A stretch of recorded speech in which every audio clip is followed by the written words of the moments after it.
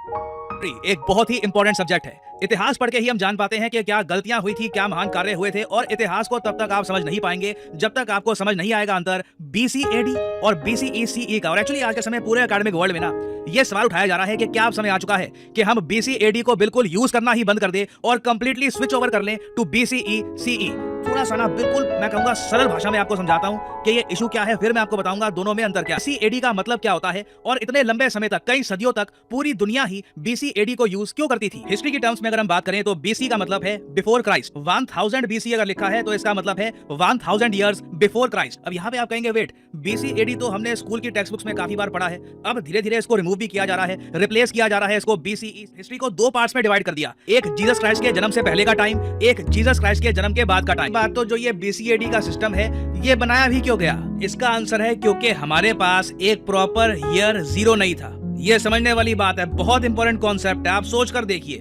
Basically बीसीएडी से ना हमको एक ईयर जीरो मिलता है। ईयर जीरो हमारा वो है कि जब जन्म हुआ था जीसस क्राइस्ट का। और हाँ, वैसे यहाँ पर मैं एक बात ऐड कर दूं कि ईयर जीरो जो मैं ये कह रहा हूँ ना, ये रेफरेंस पॉइंट के रूप में कह रहा हूँ। वैसे 0 एडी 0 बीसी एग्जिस्ट नहीं करता, मगर हम मान के चलते हैं कि जीसस क्राइस्ट का जन्म हुआ और उसके बाद से साल शुरू हो गए हैं 1 एडी 2 एडी 3 एडी, और टेक्निकली आज के समय हम 2024 एडी में है। अगर हम बीसीएडी सिस्टम की बात, अगर हम बीसीएडी को हटा देते हैं तो हमें पता ही नहीं है एक्चुअली कि अभी साल कौन सा चल रहा है। हम बीसीएडी को ना यूज करें और मैं आपसे पूछूं कि अभी कौन सा साल चल रहा है तो एक प्रॉपर आंसर आप दे नहीं पाओगे। मगर अब अचानक से ये बीसीई और सीई क्यों आ रहा है और ये रिप्लेस क्यों कर रहा है बीसीएडी को हर जगह।